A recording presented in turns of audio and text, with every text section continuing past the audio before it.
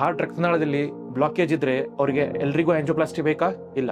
ನೋಡಿ, ಜನರಲಿ ಕಲ್ಪನೆ ಇದೆ ಹಾರ್ಟ್ ಅಲ್ಲಿ ಬ್ಲಾಕೇಜ್ ಬಂದ್ಬಿಟ್ರೆ ಸ್ಟೆಂಟ್ ಹಾಕ್ಬಿಡ್ತಾರೆ ಅಂತ. ಇನ್ನೂ ಕೆಲವು ಜನರಲ್ಲಿ ಏನ್ ಕಲ್ಪನೆ ಇದೆ ಅಂದ್ರೆ, ಎಷ್ಟೇ ಹಾರ್ಟ್ ಅಟ್ಯಾಕ್ ಆದ್ರೂ ಕೂಡ, ಬ್ಲಾಕೇಜ್ ಇದ್ರೂ ಕೂಡ, ಏನ್ ನಾನು ಕಡಿಮೆ ವಯಸ್ಸಿದೆ, ನನಗೆ ಆಂಜಿಯೋಪ್ಲಾಸ್ಟಿ ಬೇಡ ಅಂತ ನಂಬಿಕೆ ಇರುತ್ತೆ. ನೋಡಿ, ಆಂಜಿಯೋಪ್ಲಾಸ್ಟಿ ಅನ್ನೋದು ಬೇಕಾ ಬೇಡವಾ ಅನ್ನೋದು ಕೆಲವೊಂದು ಫ್ಯಾಕ್ಟರ್ಸ್ ಮೇಲೆ ನಾವು ಡಿಟರ್ಮೈನ್ ಮಾಡ್ತೀವಿ. ಏನಂದ್ರೆ, ಯಾವ ರಕ್ತನಾಳದಲ್ಲಿ ಬ್ಲಾಕೇಜ್ ಇದೆ, ಎಷ್ಟು ಪ್ರಮಾಣದಲ್ಲಿ ಬ್ಲಾಕೇಜ್ ಇದೆ. ಬ್ಲಾಕೇಜ್ ಏನಾದ್ರು ತೀವ್ರವಾಗಿದ್ರೆ ಅಥವಾ ಮುಖ್ಯ ರಕ್ತನಾಳಗಳಲ್ಲಿ ಇದ್ರೆ ಅದಕ್ಕೆ ಆಂಜಿಯೋಪ್ಲಾಸ್ಟಿ ಮಾಡಲೇಬೇಕು. ಇನ್ನು ಕೆಲವು ಜನರಿಗೆ ಹಾರ್ಟ್ ಅಟ್ಯಾಕ್ ಆಗಿರುವಾಗ ಕೂಡ ಆಂಜಿಯೋಪ್ಲಾಸ್ಟಿ ಅನಿವಾರ್ಯ. ಅಲ್ಲದೆ ಹಾರ್ಟ್ ಪಂಪಿಂಗ್ ಕಡಿಮೆ ಆಗ್ತಾ ಇದ್ರೆ, ಇಲ್ಲ ನಿಮಗೆ ನಡೆದ್ರೆ ಎದೆನೋವು ಬರ್ತಾ ಇದ್ರೆ, ಇಲ್ಲ ಸುಸ್ತು ಆಗ್ತಿದ್ರೆ, ಈ ಕಂಡೀಷನ್ ಅಲ್ಲಿ ಕೂಡ ನಿಮ್ಮ ಹಾರ್ಟ್ ಅಲ್ಲಿ ಬ್ಲಾಕೇಜ್ ಇದ್ರೆ ಅದನ್ನ ಸರಿ ಮಾಡ್ಬೇಕು. ಅದನ್ನ ಸರಿ ಮಾಡ್ಬೇಕಾದ್ರೆ ಜನರಲ್ ಆಗಿ ಆಂಜಿಯೋಪ್ಲಾಸ್ಟಿ ಅಥವಾ ಸ್ಟೆಂಟ್ ಹಾಕೋದನ್ನ ಮಾಡ್ತೀವಿ. ಇಲ್ಲ ಅಂದ್ರೆ ನಿಮ್ಗೆ ಏನಾದ್ರು ಮಲ್ಟಿಪಲ್ ಬ್ಲಾಕೇಜ್ ಇದ್ರೆ ಆ ಕಂಡೀಷನ್ ಅಲ್ಲಿ ಬೈಪಾಸ್ ಆಪರೇಷನ್ ಕೂಡ ಬೇಕಾಗಬಹುದು. ಸೊ ಅದರಿಂದಾಗಿ ಬ್ಲಾಕೇಜ್ ಇದ್ದವರಿಗೆ ಎಲ್ಲರಿಗೆ ಆಂಜಿಯೋಪ್ಲಾಸ್ಟಿ ಬೇಕಂತ ಇಲ್ಲ. ಕೆಲವು ಜನರಿಗೆ ಮಾತ್ರೆ ಹಾಗೂ ಜೀವನ ಶೈಲಿ ಬದಲಾವಣೆಯಿಂದ ಕೂಡ ಟ್ರೀಟ್ಮೆಂಟ್ ಮಾಡಬಹುದು. ಸೊ ಅದರಿಂದಾಗಿ ಯಾರಿಗಾದ್ರೂ ಬ್ಲಾಕೇಜ್ ಕಡಿಮೆ ಪ್ರಮಾಣದಲ್ಲಿ ಇದ್ರೆ ಅಥವಾ ಅರ್ಲಿ ಸ್ಟೇಜ್ ಅಲ್ಲಿ ಇದ್ರೆ ಅದನ್ನ ಮಾತ್ರೆ ಹಾಗೂ ಜೀವನ ಶೈಲಿ